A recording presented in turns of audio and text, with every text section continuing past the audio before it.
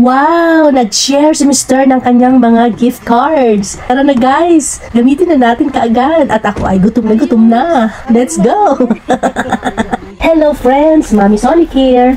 Unang-una, nagpapasalamat ako sa ating Panginoon sa blessing na natanggap ng mister ko na mga gift cards mula sa parents ng estudyante niya noong Teachers Appreciation Week. Siyempre, marami pa siyang natanggap na ibang gift cards at iba-ibang gifts. Pero, hindi ko lahat maiko-content dito sa video ko kasi sabit lang naman ako.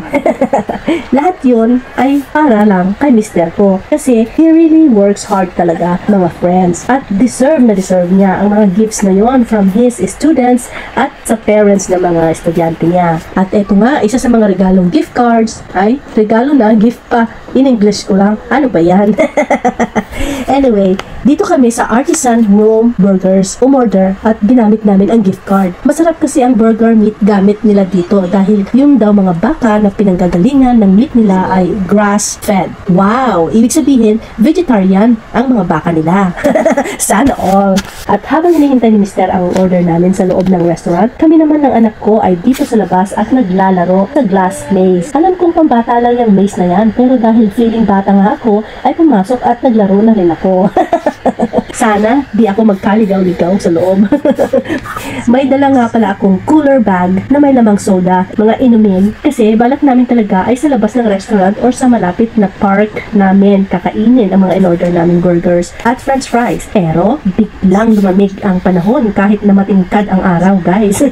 Mahangin at chilly na guys. Kaya noong makuha na ni Mr. ang mga order namin, diretso na siya sa sasakyan at sa bahay na lang namin kakainin ang mga ito. At ayan, kita nyo naman, kahit nasa sasakyan, hindi ko na mahintay na kumakain na ako. Inumpisahan ko sa french fries at sarap na sarap talaga ako. Ang sarap ng pagkain nila dito sa in-orderan naming lugar. I think it is Artisan Rome Burger Steak. Malapit lang ito sa aming tirahan. It's not oily.